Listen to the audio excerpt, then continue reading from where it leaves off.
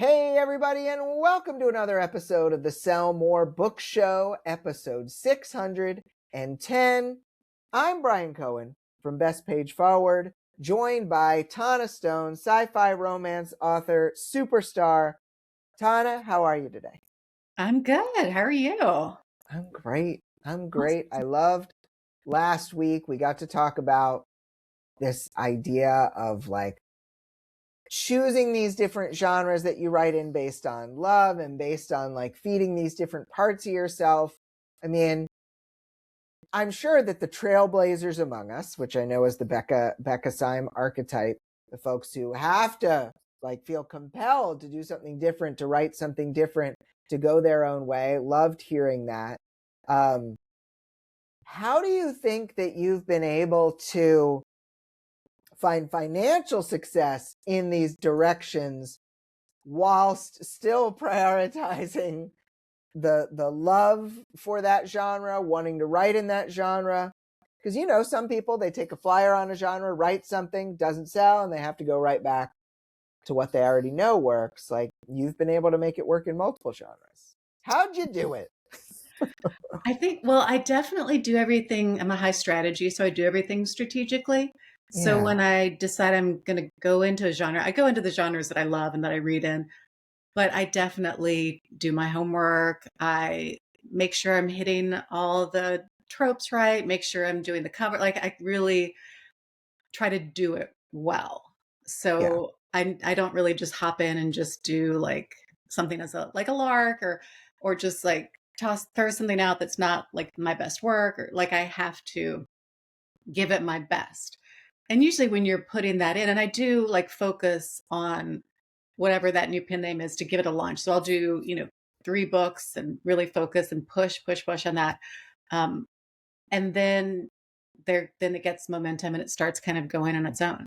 Um, Mm. so yeah, each one has something a little bit different that I really enjoy going back to. But then once a pen name is established enough, you can, not step away, but I can go write something, come back, give it a little breather. There's an ability. I have such a backlist now on all the different pen names that I Yeah. can focus on backlist, push it, and then new releases kind of can be a little more spread out than when I first started pen name. Right. So I have Right. I a think that's strategy smart. Yeah. behind my madness. Right. Right. And I think that is where some people fall short, because treating a thing that you love, that you're writing for love, in a loosey-goosey way is not necessarily a good way to have success with it. But creating a plan with a backbone to it, with tried and true practices behind it, on top of something that you love doing, is a good way to kind of have the business and the pleasure, not just one or the other. Exactly. Yeah, that makes total sense. Yeah. No wonder you're a multi genre success story. Awesome. Well, let's go to the question of the week here. Well, actually, I'll do a little ad read. So we do have our Groundbreakers Author Mastermind program is open for enrollment at bestpageforward.net/get my coach. So this is our program that is open to all authors. We used to have just one coach. Now we have 4 coaches. We have 3 different groups where any author can come in and get 6 months of hand-holding and individualized support and coaching and be amongst peers. And I've loved getting these kinds of things in the entrepreneurial world, and I wanted to bring it to the author world. And I think that the authors we've seen who take this information and run with it, rather than just trying to take 7 different courses and never doing any of the work in it, going in one direction, one path towards success, getting that expert guidance behind you. It's been amazing to see what people have done, and seeing authors go from under $1,000 a month to over $5,000 a month in royalties. It feels so good. We'd love to help you. bestpageforward.net/get my coach to consider joining our Groundbreakers Author Mastermind. I didn't have it in the notes because I nearly forgot to plug my own program. This is You've had some amazing success stories from that, though. I know you've had some I really yeah, incredible gains with your authors. I love, like, I don't talk about this that often, but it's like the goal was, let's set up the whole ladder. We got the free stuff. We've got the course. We've got coaching. We've got higher level coaching. We've got agency. And then there's some people that I coach one-on-one, and it's like, we have seen some people go up the whole ladder. And it's like, it just feels so good to know. I don't know, maybe this is silly, but it feels kind of good to know that we're like the only ones who do this, but also just that we can provide it, that we never are just like, give us your life savings and we'll save your life. It's like very much a stepwise thing.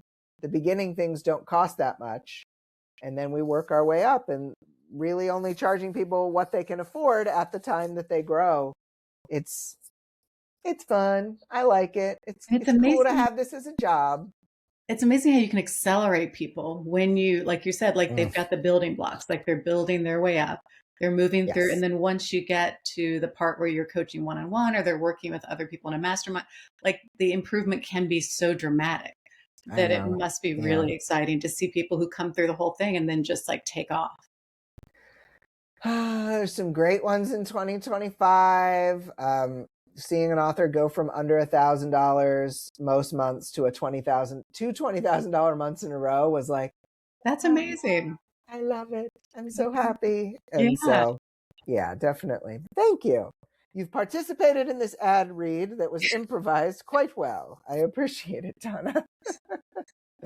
Now we'll go into the previous week's question, which was, if your book was picked up for a movie or streaming deal, what would your series premiere launch party look like? Bethany Tucker said, the public one or the private one, LOL. Privately, probably me curled up with my chosen family snacks and watching through my fingers out of excitement and secondhand embarrassment. Publicly, probably something at a theater that the studio puts together with all the proper media and fun outfits with cameras flashing. Tana, what do you think yours would look like? Ooh, it would be big. I mean, in my former Yeah. life, I planned big society weddings. Oh, Yeah, amazing. So for you know. so yeah, I pull in some big guns. Oh, that would be so cool. Yeah, I'd love an invite. FYI. Absolutely. You're there. Okay, cool. Now we just have to Yes. get the movie deal. Now we just need the movie deal. We need it. Netflix, Warner Brothers, HBO, whatever your name is going to be, please come reach out to Tana. Exactly. So It's a party. awesome. We got a party. We need a party. All right. Let's go into the top story of the week from an old friend. The Connected Author. The last few years have seen a lot of changes when it comes to book marketing, which has a lot of authors wondering if they'll be able to compete going forward, writes Claire Taylor, former co-host of the show, in her Liberated Writer Substack. Even if you do get eyes on your books, readers are skeptical. Quote, trust about what we see online has absolutely nosedive thanks to AI images and videos, says Taylor. Not to mention all of the bots pretending to be people. Quote, so yeah, we have some problems on our hands. But trust me when I tell you that for every problem there is a solution, end quote. Taylor sees two major concepts that authors should consider for their marketing strategy in 2026. Trustworthiness and going local. Going local is simple, but that doesn't make it easy. Quote, the key may be to get to people before they enter the pay-to-play landscape. And the only space for that is in real life, says Taylor, pointing out that we can still hand them a book, end quote. Discovering a local author can give a reader a sense of pride, familiarity, and connection. The bottom line, people like to know authors and tell others about them. So finding a way to connect in real life gives you an opening, an opportunity you can't replicate with an app. Quote, where do people like to sit and read? There's an opportunity to get your book into someone's hand in those spaces, end quote. If going out and meeting readers doesn't excite you, that's okay. The other half of Taylor's recommendation is trustworthiness, which you can demonstrate anywhere, even online. Some examples, responding to reader emails and comments, not joining in online pile-ons, thank you, treating your readers with respect and thankfulness, and sometimes showing some vulnerability when it's appropriate. That could mean owning up to your mistakes, sharing successes and failures, or even sharing some behind the scenes stories about the inspiration for some of your most heartfelt scenes. Quote, the reality is that the days of selling without connecting are coming to an end, Taylor says. These are not things that many people do today, but they are things that all of us can learn how to do. Tana, we both love Claire. We love Claire so much. We love Claire. What were your thoughts on this idea of going local and trustworthiness? I think it's smart. And I think it really ties in with how we talked about with AI, the way to kind of survive, what Yeah. might be is like authenticity, because AI cannot be you. AI cannot be an authentic author. AI cannot do a lot of things that we can. And so I think being that personable, authentic author that you can meet at a signing, that you can meet at a Mm-hmm. local bookstore, that's the difference. And I think she's nailed it. I think we have to really lean into being that author that's going to be approachable. And Yeah. like you said, like an author is exciting for people. We kind of take it Yes. for granted because we know these authors. But to meet an author in the real world and to meet one that you love their books, I think it's pretty powerful. Yeah. I mean, it's hard having a young kid. I don't like to leave the house that often. I like to stick around. But times when I've gone out and seen people has been awesome. I got a new backpack with me wearing a backpack on it I with my love that. face on that backpack. So it's Bagception. And so I don't know where I'm going to go take that in the world this coming year, but I do intend to not just let that sit on my shelf because I do want to go out and connect. I do want to see the people out there. And I think that not everyone wants to do that, but there may come a time where all of the things that make you you is something that AI can do. And that's why we're going to have to make those connections. It's why we're going to have to get people to know, like, and trust us by being real. And it stinks for those of us who don't really like that sort of thing, but there may not be much of a choice going forward. And I think Um, the interactions, whenever, because I really love to be a little mole person and stay in my office and write and have yeah, the imaginary people talk in my head. I love that. But whenever I go out and whenever I've done signings and have met readers, I've loved it. Like I have yeah, gotten so much energy. And when you hear that your book's made a difference in someone or they helped brighten someone's day or it really it reminds you why you do it. And you can get yeah, disassociated from that sometimes when you're just in your office. So I think there's a right. lot of positive, even for those of us who would like to be mole people. I love that. We are mole people. Um, hot potato wisdom question here. Um, even online, attempts to connect with readers can be scary for some authors. What are some first steps you recommend for authors who are introverts, shy, or mole people? Mole people. I think one thing that's helpful to if you have a pen name, that's great because you can actually be the persona of that pen name. Not that it's inauthentic, but you can do things as your author that you might not do easily as yourself. I have an author Yes. friend who says that she can do things as an author that she could never do as her real. Mm, And I think there is a strength in it's a different name, and this is who I am, and I'm writing these types of books.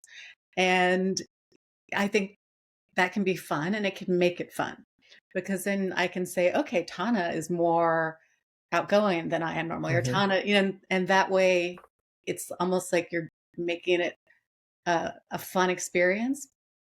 And also, Yeah. I think being positive. I think just putting positive energy, if you're online, positive energy toward other authors, support the other authors, like focus on that first.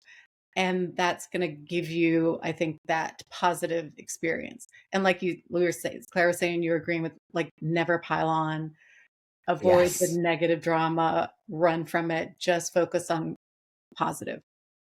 Yeah. Yeah. Which it's tough avoiding the mob mentality, but it's important. Yes. It's important. All right, I'm ready for the second question. Yes, I've got a question for you. How can authors show vulnerability without going too far? Look, I think that uh, the idea here of going too far with vulnerability is this idea of like performative vulnerability.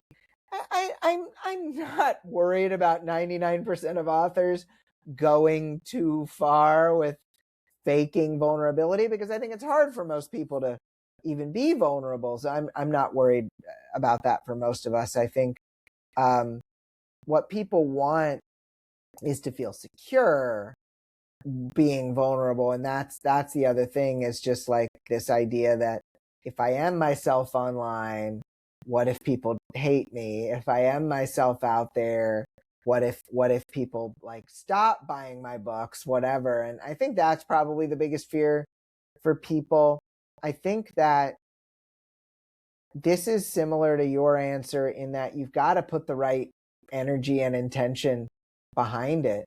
Like, people really seem to resonate with, like, when I share like mistakes that I've made, and but like I want to share it because I'm helping people. I want to share it because it makes people understand that I'm a real person. And even though I've had some successes, like, it wasn't all just like success after success after success, which is what you might think looking at someone's social media or seeing their accolades. And so I think that I'm not worried about people going too far. I think what people need to say is that I'm safe. I'm safe to be me. It's secure to be me. I make money being me. I sell books being me. And I think that those intentions can make a big difference. Yeah, absolutely. And I think, the boundaries, like deciding how Yeah. much you want to share, I think is totally fine. You don't have to Yeah. share everything. And, some people are very comfortable sharing everything. And then other people want to kind of have a little line in the sand. And I think either way is fine. Yeah. Yeah. I 100% agree. 100% agree. All right. We got lightning round 2. Are you ready for another lightning sound? All right. Wow. Ooh, I like that. It was like the first one, but like 30% louder, which I think is appropriate. So that was good. That was good. I've actually Uh, spent a decent amount of time thinking about the sound of lightning from the lightning round. I love it. Yeah. I love you. You continue to be one of the most prepared guest co-hosts that has ever been on this program. We you've elevated the level of professionalism of the Sell More Books show, and I appreciate that, Tana. So what do you think, Tana, is the best gift a writer can receive for Christmas? I think the best gift is the week between Christmas and New Year's to actually take it off.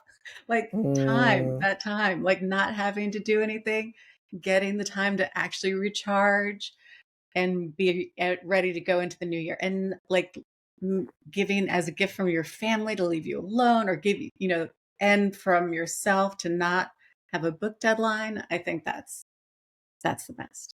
I love If that. not, like if you want a material thing, I think Remarkables or Amazon Scribes are great. So Oh, yeah, yeah, yeah. No, if you're good thinking ideas. on a wish list, yeah. Good ideas. Good ideas. Awesome. Next question. Same question to you. What do you think is the best gift a writer can receive for Christmas? You already gave a good one, so I'll go in a different direction. I am a big fan of helping with a writer's health. I'm really big into like a massage package, or like a red light therapy device, or like just something that can help these writers like us who are stuck in the same positions despite our best efforts, and we can't help but have a crink in the neck, some wrist stuff. And so I do think that if you can help a writer in some way to relieve some of that pain and stress from doing the work we do, being at the computer as much as we can, uh, stand like one of those desks that moves up and down, whatever it is that you can get a writer, I think that that would help. That would help in a big way. Oh yeah, 100%. Yeah, yeah. So Tana, I know everyone's different with these, but how much do you plan your publishing and marketing schedules? Like, how far are you planned out? I usually only plan about 6 months at a time, Mm-hmm, mm-hmm. because what happens if I plan the whole year is I get halfway through and I go, oh, I've already written a lot of books in that pen name. Yeah. I think I need to change. So I usually can do about 6 months and then I kind of shake it all up. So I do try to set as much as I can, but a full year is a fool's errand for me because it's all going to change. Mm-hmm. Yeah, I know someone who just wrote a 5-year plan. I'm like, Ooh, it's probably not going to happen, but it's very ambitious. Good for you. right. I can do a 5 year like global thing. Like Yeah, 5 years, I'm going to, do this big thing. But those right. month by month, like if I have to know what book I'm writing in 24 months from now, that's too much. Yep. I agree. I I could have another agree. pen name by then. Who knows? Right. It's very possible. It's very possible. All right. But I will stop you. Well, That's you've asked me. You've asked me and everyone you know for help. So I've got a question for you. yes. What's one bad habit you'd like to quit?